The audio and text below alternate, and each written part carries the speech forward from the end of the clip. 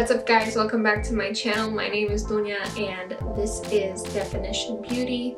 I know I haven't posted for a couple of weeks and that's because I had absolutely no idea what to do the first week, and then last week I did film a video, which is the video we're filming today, but it was just horrible and everything I had planned I talked about, but I didn't talk about it in enough detail, so I never got to the point with anything, and I decided that it was better to just redo it and do it better. What we're going to be doing today is something a little bit different. I've noticed that, especially with quarantine, everyone's at home and this app called TikTok is super popular, and I don't have it personally, but a lot of TikTok videos show up on Instagram and I'll see a bunch of these girls doing makeup off of TikTok, and it's become this thing to look aesthetically pleasing in your videos when you're doing makeup. And I cannot tell you how many times I have seen girls cake their face and then think that they look good, and I hate it.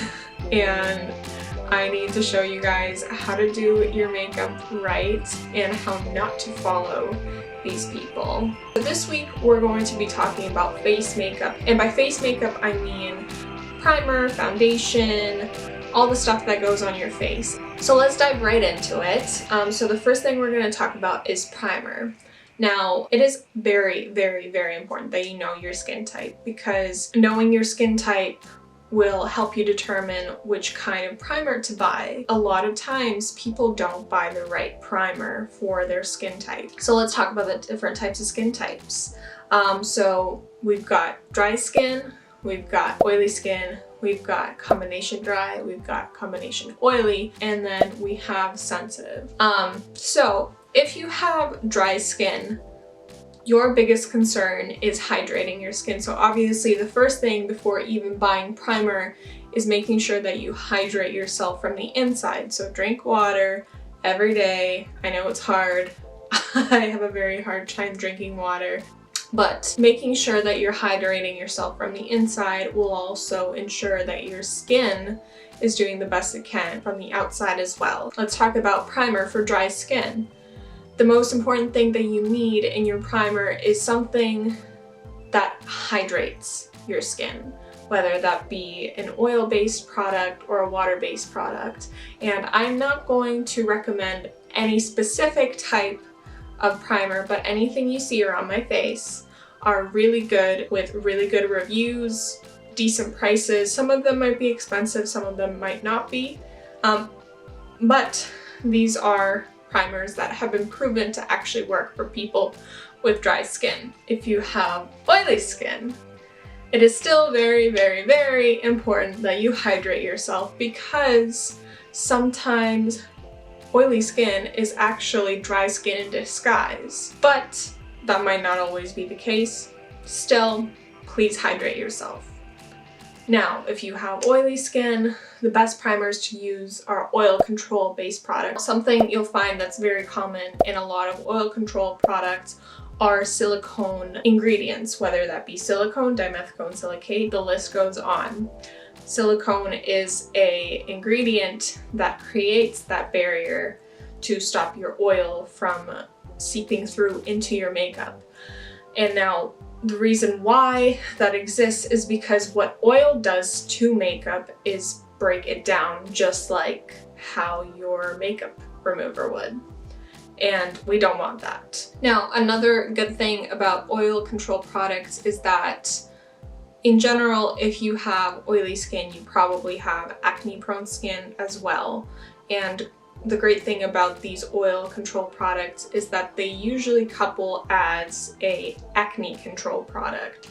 So it also has ingredients in it that will calm down your acne, or it will close your pores so no bacteria or dirt gets into your pores and stops it from clogging them, which stops you from getting even more acne. Now, if you have sensitive skin, the best thing to do is use something that has anti-inflammatory ingredients in it.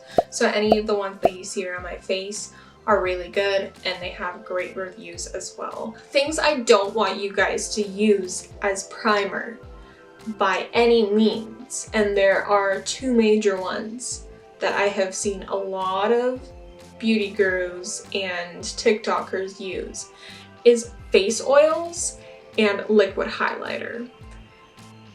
They are not primers. They will not keep your makeup lasting long all day. And they are not good for putting on your raw skin. No. So what do you think face oil will do to it? It will definitely break it down. It'll act as a makeup remover and your face will just look super oily all day long. And I don't even want to talk about liquid highlighters. It also makes your skin look oily, and I just feel like it is so bad for your skin. It will make your skin feel super sensitive, and I don't. There are so many different primers out there in the world that have glitter in them to create that little radiance. Don't use these. It's bad for you. Don't use them. It'll make your skin look cakey. Okay, so how do you apply primer? Well, it's not very hard. It's very foolproof, but some people still do it wrong. There is really only one thing that I think people do wrong, and that is using their pump or whatever their primer comes in and pouring it directly from the pump onto their face. Now, the reason why this is wrong is because of bacteria, not for any other reasons but bacteria. If you go like this and there's still some residual product left after you have lifted the pump off of your face, it is very likely that that bacteria is going to travel into the actual bottle of the primer itself, and it'll contaminate the entire bottle worth of the product. And I mean, I learned this in beauty school, which is why I have adopted this method, but even if you pump it right onto your fingertips and then apply your makeup, it is totally fine. A method that I like to use because A, I learned it in beauty school, and B, I just find that it's easier and it helps you control how much product you put onto your face, is pumping it either onto the back of your hand or a palette. Now, if you don't have a palette, you can use any sort of container from one of your makeup that has a flat surface. Just make sure that you clean it off before and make sure that there's no bacteria in there, and then you're going to be safe to pump your product onto it. Now, I'm just going to use the back of my hand. I washed my hands right before starting to film, so I know that I'm clean. I am using the MAC Prep and Prime Natural Radiance Primer, and this is in the shade Radiant Pink. And I'm going to pump 2 pumps onto the back of my hand and just grab a small brush like this and just apply it all over my face. Now, you don't have to use a brush when you're applying your primer. You can definitely use your fingers. You can even use your beauty blender. It doesn't really matter. I am just training myself to get used to using my beauty tools so that I don't use my fingers when applying makeup one day once I start getting clients.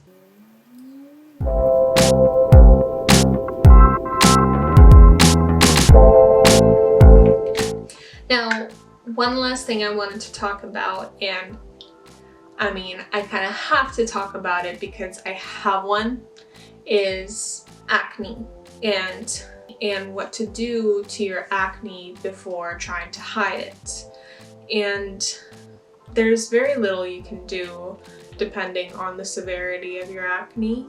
But the most important thing is try not to pop your pimples before applying your makeup. And if you do, make sure that you put something cold on it. Make sure that you close that pore and that it's not open, allowing bacteria to enter, causing it to get infected. Now, if you have texture to it, one very, very, very important thing that I highly recommend everybody tries is moisturizing them before applying your primer, because you're not able to hide texture, but you are able to remove texture, especially if it's just crustiness, by moisturizing. So if you got big pimples, I'm going to tell you right now, you're just gonna have to get used to the fact that you have acne, and there is not much you can do about hiding it. And you're better off using less product when you have acne than using even more product, because you're going to run the risk of infecting your face even more and causing you to have even more breakouts. Okay, now let's talk about foundation. So just like I was talking about primer before, foundation is also very important that you consider your skin type when buying your foundation. Now, there are so many different types of foundations out there. You have liquid, you have pressed powder foundations, you have the ones that come looking like putty. There's just so many different ones out there. My favorite is using the good old liquid foundation because I feel that it has the most movability and it doesn't feel heavy on my skin. Also, I'm gonna tell you right now, you don't have to get full coverage, especially if you don't have acne. I highly recommend actually getting used to buying medium coverage foundation because it does just as much as full coverage, if not even more, because it's a better formulated version of foundation because it's not as heavy on your face. Now, there are a lot of different bases to foundation. You have water-based, you have silicone-based, you have oil-based, and depending on whether you're getting airbrush makeup, you also have alcohol-based. I'm going to warn all of my oily skin friends out there, you are going to need to do extensive research on if a product is oily skin friendly. Because for some reason, when it comes to foundation, people do not take into consideration the oily skin people, and there's a very small amount of oily skin foundations that actually work properly. The most important thing about foundation is how you apply it, and more so how much of it do you apply. I used to apply a lot of foundation and I would never admit to it, but when I started beauty school and I handed in my first assignment, I used my own face as the canvas, and my instructor said immediately, that looks like way too much foundation. But I have been training myself to get used to the idea of not using as much foundation. And I will tell you right now, the type of tool you use to apply your foundation will also help in not applying way too much. Beauty sponges, they are great tools. I think that they're great for blending, but when it comes to the application of foundation, I don't think that you should necessarily use a beauty blender right away because it absorbs a lot of the products and they're very hard to clean afterwards, and you never know if you've applied enough, so you end up wasting a lot of product using a beauty blender. So I don't really have many recommendations of what type of foundation to use because there are so many different skin types out there and there are so many different brands out there. But I am using the Annabelle Perfect Matte liquid foundation in the shade 110 True Beige.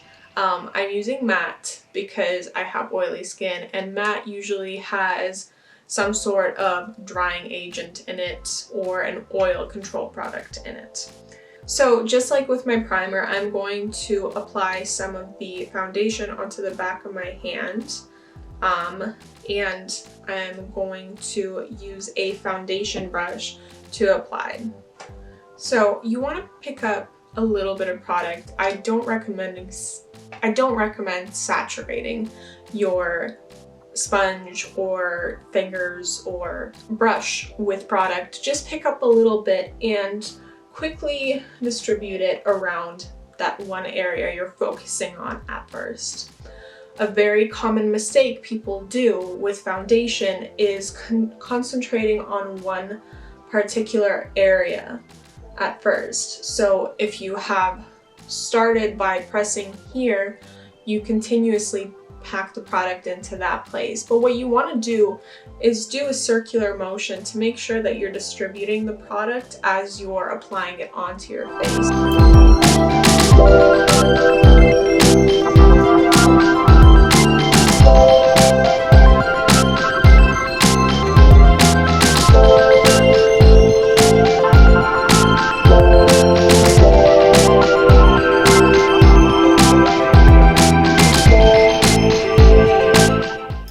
So now let's talk about the elephant in the room, and that is finding the correct foundation shade. This one is a little bit too light for my face currently, but that's because it is summer and I have been spending a lot of time outside, so I've started getting a little bit of a tan on my face.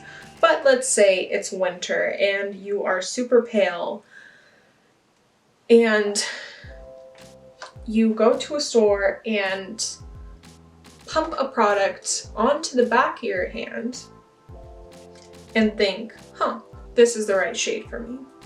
And then you go home, use the foundation, and obviously you're not in a very well lit room, so you can't tell what the actual shade of the product is. You go out, and then finally you walk into a well-lit area and you see yourself in a mirror and realize that the foundation shade you bought was way too dark for your skin, and there is a huge difference between your jaw and your neck.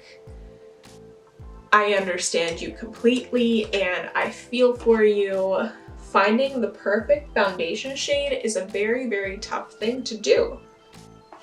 And the one thing I recommend is for you to actually approach somebody at a store like Sephora or MAC or a big department store with a makeup section and asking an employee to do a foundation match for you. If you don't want to do that, then I highly recommend that you get some sort of foundation palette with more shades in it, and mixing the shades until you create the perfect one. Something that I have learned in beauty school is grabbing a few different shades and creating stripes and blending them out a little bit, and then seeing which one fits your skin tone the best. Finding your foundation shade is very hard, but there are so many resources out there that'll help you find it. Now, if you did find the right shade with a specific product and you want to switch over to a different brand, there is a website that you can use called foundation.com, and I'll link it down below so that you can use it. And basically what that website does is if you enter in your foundation and the shade number or name, it will do a search of all the foundations that exist currently in the world, and give the results for you based on the matching shade. So if you don't exactly know what the matching shade is from Annabelle to MAC, foundation.com will be able to tell you that. So let's talk about my makeup application. So as you guys can see, you can still see my pimple right here, and that is because foundation can't cover everything up, and you don't want it to do that. The fact that you can see my pimple is good. That means that I haven't applied too much product onto my face, and I still have a lot of foundation left on the back of my hand, meaning I didn't use all of it. Now let's look at my face in general.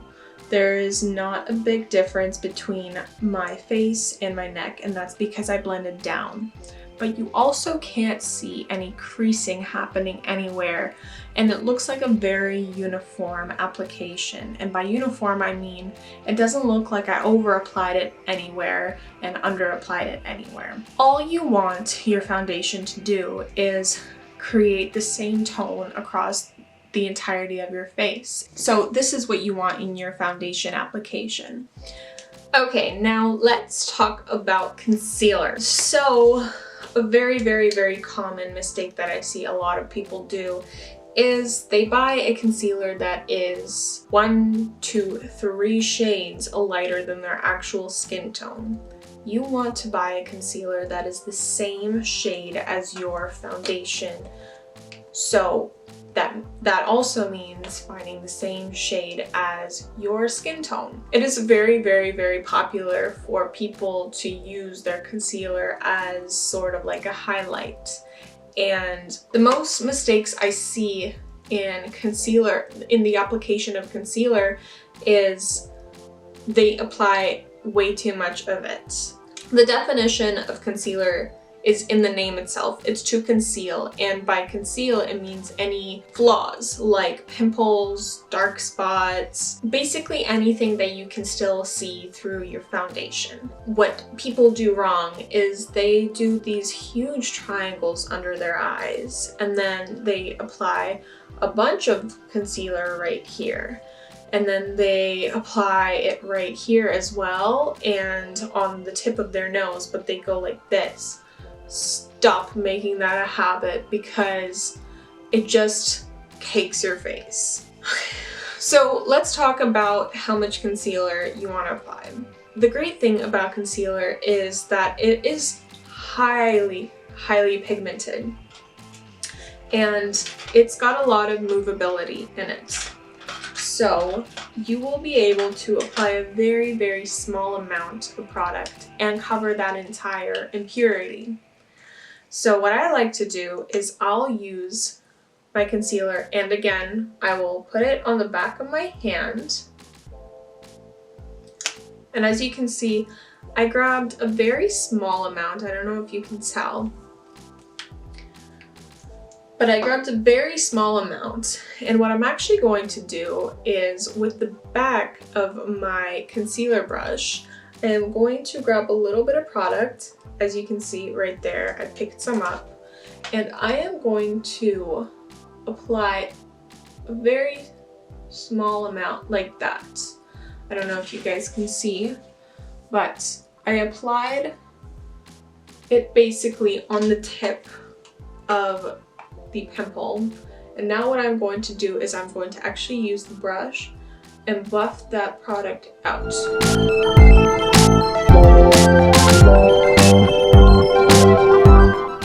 Now, I still see a little bit of darkness seeping through, so I am going to actually wipe some of this product off, and I'm going to just use the residual amount from the back of my brush and just apply just a little bit more.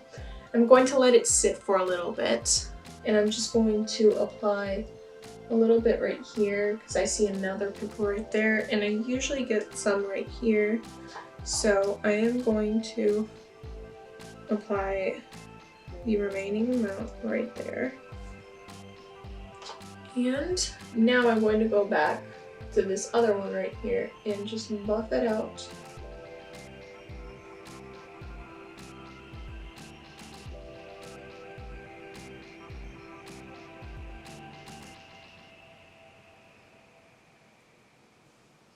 And now I am going to buff out that product that I left on the pimple. And as you guys can see, I mean, you can still see a little bit of it, but I have covered up the redness, and that's all you can really do. There is still a bump left here, so you're not going to be able to cover that up. You can't really hide your texture.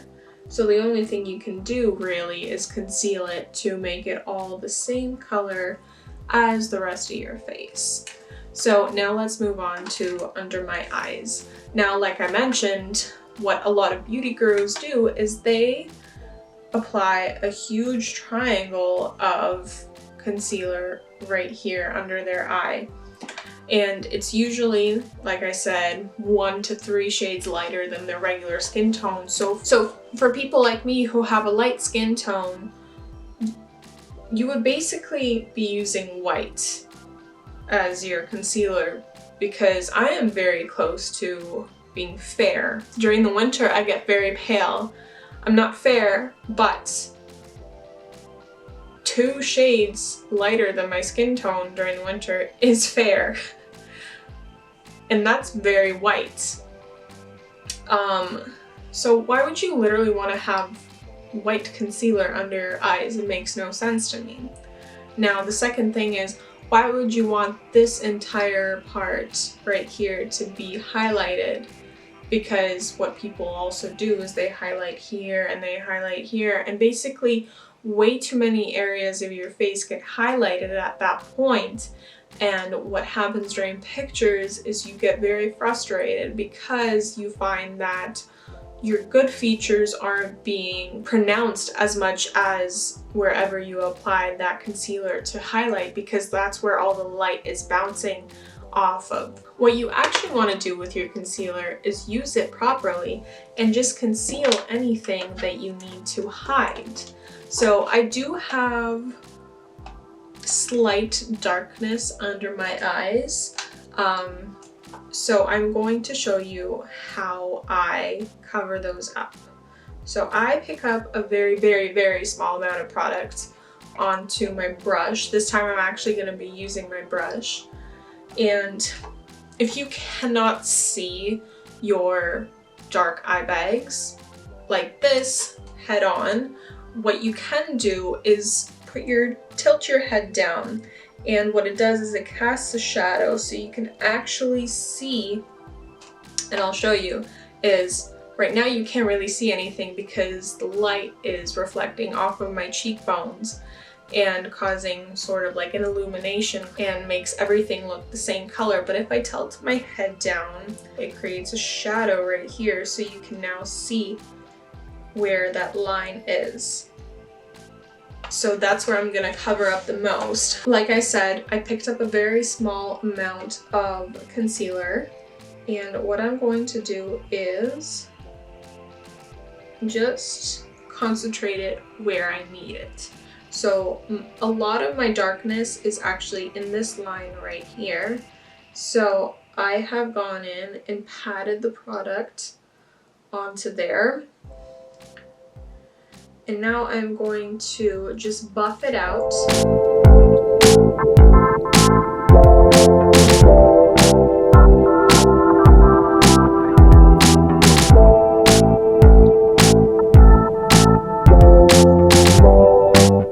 And as you can see, if I tilt my head downwards, you can still see the line here under the eye that I didn't conceal. But here, you can't see anything because the concealer has covered up that area that I need to be covered up. And nothing else is being highlighted in that area, so not a lot of light is bouncing off of it. Now let's do the other eye.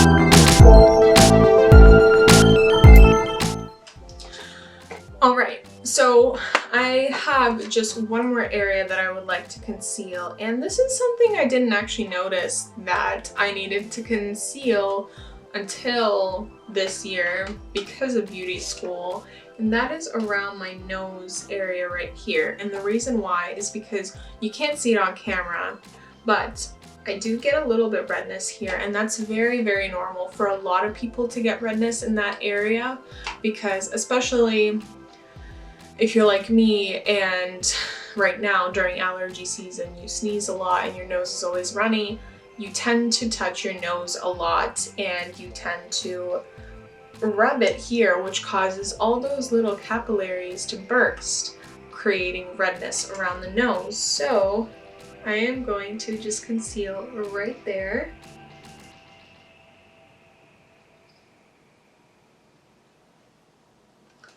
And right there. There we go. That's basically all concealer is actually good for. There is something that has become a little more popular recently, and that is using less concealer where you need it, and then actually using a little bit concealer right here to lift your eye, which I am not against. Let's move on to setting the face. There are a few different types of powders to use to set the face. You have translucent and you have colored powders, which are actually foundations, believe it or not. But when it comes to setting your foundation, I actually highly recommend using translucent powder. I do not recommend baking unless it's cookies, and in that case, I do recommend baking because I love cookies and you better send me some. Let's talk about why baking isn't effective. It doesn't actually work, believe it or not. And whether you apply a really thick layer of it, let it sit for a little while and then brush it off, or you just apply a thin layer right away and go on with your day, it doesn't make any difference. But what baking does, which isn't good, is it clogs your pores. Repeat it with me, baking clogs your pores. It also does this thing that's not very good, which is it actually starts to absorb oil. And if you have oily skin, you won't feel it as much. But if you have dry skin, what the powder will actually do is it will absorb the oil from the foundation and the primer and the concealer, and then it will also absorb any oil that your skin can produce. And what you will actually feel is this tightening sensation wherever you are baking, which isn't great, and it causes dryness and it just causes discomfort in general. What I do recommend is using a pressed powder that is translucent and using a powder brush to apply a very small amount. Now I know creasing happens, and a majority of creasing happens in this area right here under your eyes. If you have a smile line, I don't have a very pronounced one, so I don't get creasing there. But some people will get creasing here or around their mouth. I will show you how to apply more powder there to reduce the creasing. But my most important concern is my oiliness. So I like to apply a very small layer around my entire face. So for setting my face, I like to use the Ever Blur Perfecting Face Powder, and they only offer it in translucent. And I like this because it also comes with a little sponge in the back behind the powder, so you are able to apply it with a sponge if you don't have a brush handy. I do use this sponge sometimes, but my favorite way to apply powder is with my trusty brushes. So with setting powder, I just like to apply a very, very thin layer all across my face, and I will show you guys how to concentrate in other areas that crease. One thing to remember, especially if you're an oily skin person, is making sure to hit any points of your face where there is a lot of blood circulation. So right here and in your temple area, your face gets very warm because your blood is pumping there. And it usually gets pretty oily there as well. So you want to make sure that you hit those areas. Alrighty. So now that I am finished with the general layer of the setting powder, I'm going to go in with a small brush and I'm going to pick up some product, tap it off, and now what I like to do is I actually like to grab it like this and pinch it a little bit. Push the product in this area where I tend to crease.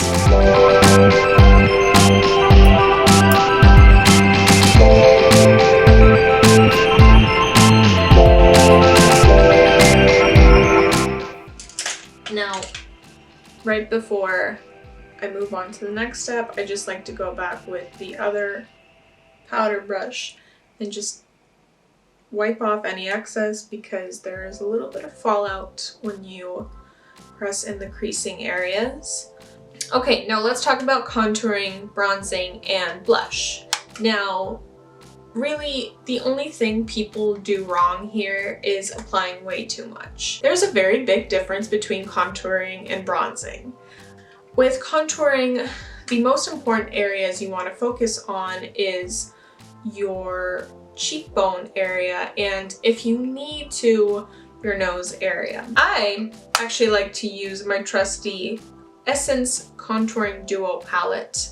And as you can see here, unlike bronzer, the shades are grayer. So they really do work in my favor to just create a shadow. And what I like to do is use a fan brush and I will mix both of them because I don't want it to be too dark, but I also don't want it to be light. This is actually a highlighting shade, but I don't find it light enough for my skin.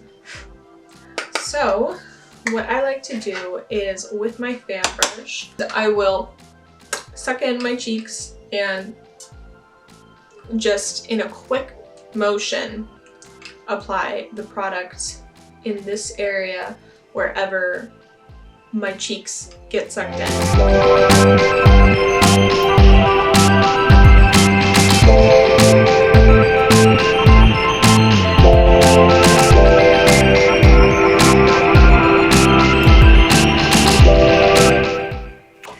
Okay, so now if you think that your contouring is a little too harsh, what you can do is grab your powder brush from before and just upward motion blend the product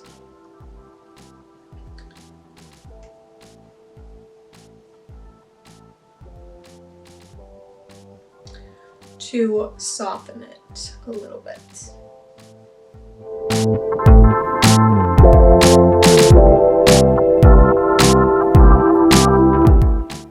So the next thing I do is bronze, and like I mentioned before, contouring brings structure back into your face, whereas bronzing, the only thing it's used for is to bring back warmth into the face.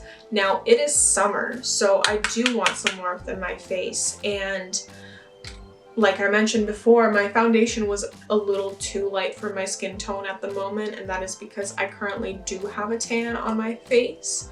So I do like to add some warmth right around the perimeter of my face and concentrate it here and a little bit right here as well. So I'm actually using a bronzer by a company called Pinnacle, which is a private makeup company that creates products for estheticians and professional makeup artists. If you do know an esthetician or a professional makeup artist that uses these products, you can talk to them and see if they can order you a product that you really liked, which is what I did. And I am using the Bronze Baby Pressed Bronzer in the shade Brazilian Light, and I'm going to be using a bronzing brush and just in a circular motion apply it with a light hand around the perimeter of my face. Like I said with the foundation earlier, you don't want to concentrate in one area, so you want to consistently move your brush so that you get an even application in each area that you're applying to.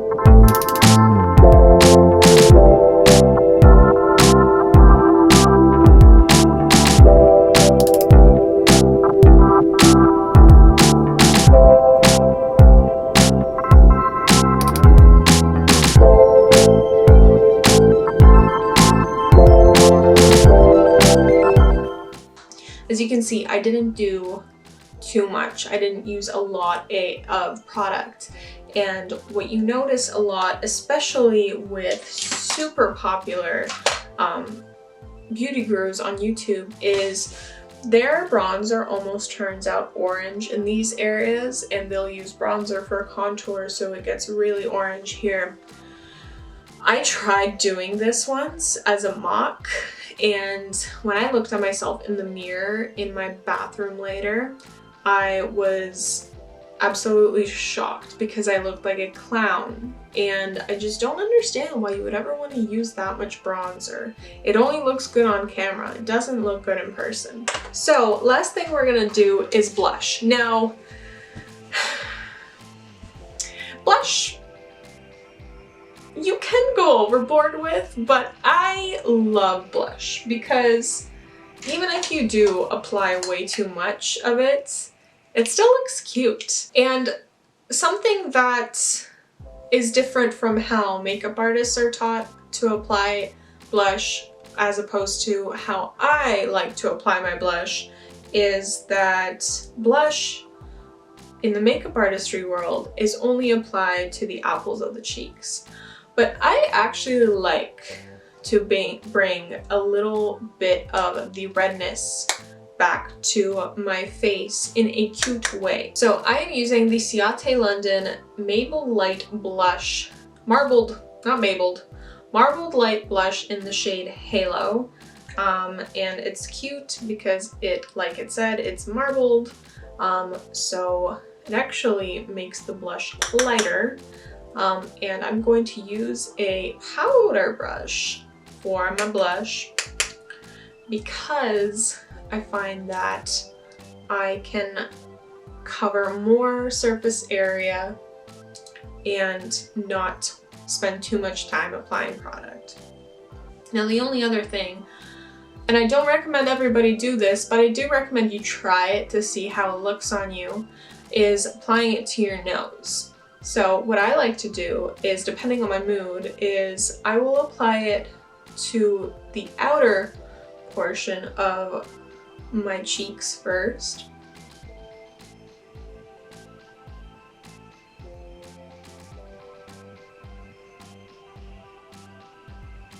And as you can see the difference between this side and this side, this just looks a little more brought back together. And this one just looks a little dead. A lot of people don't like to use blush, and I don't understand why, because blush is the finishing touch to your makeup, in my opinion. I value blush more than I do value highlight, and I'm actually not going to be using a highlight today. The reason why I think blush is more valuable than highlight is because you use so much product on your face, like concealer and foundation, which is already light, and you don't apply blush over the entirety of your cheeks. You just focus it in this area right here. So you do have a natural highlight line from your concealer or foundation following here. But if you don't blush your face, you will look tired and you will look angry, in my opinion, and it's just boring, and you want to bring a little bounce back into your cheeks, and that's what blush does. So I'm also going to blush my nose. I like to blush the bridge of my nose lightly so that it looks natural, in my opinion. It looks like I got a little bit of sunburn on my nose. And so, I mean, as you can see now, my face looks gorgeous, and the only thing I have left to do is finish my eyes, and really all I had left was my lower lash mascara and my lips. So I'm going to do that off camera, and then we are going to set my face. All that's left to do is set the face. And for setting, I am using, as always, my MAC Prep and Prime Fix Plus Matte Setting Spray. And when you're setting your face, make sure that you're not getting really close. I actually like to do it from an angle upwards, and you won't be able to see it because my hand is going to be too far up. But basically what I do is I angle it downwards like this, and I let it cascade onto my face like rain, pretty much. So that's what I'm going to do. And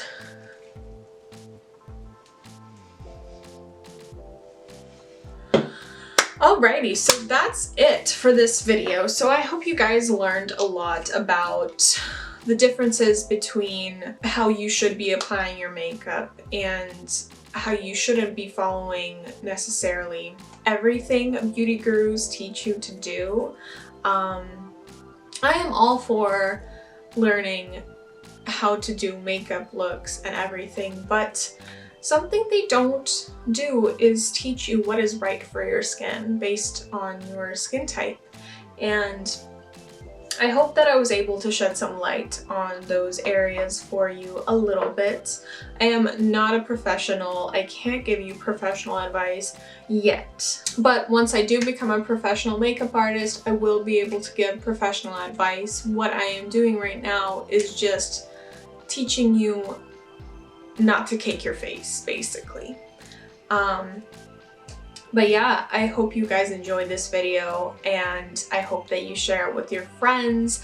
I have linked everything that I used in the description box down below, including my eyes and my lips. I hope to see you guys next week when we talk about eyebrows, eyes, and lips. And yeah, don't forget to like, comment, and subscribe, and I'll see you on the next one.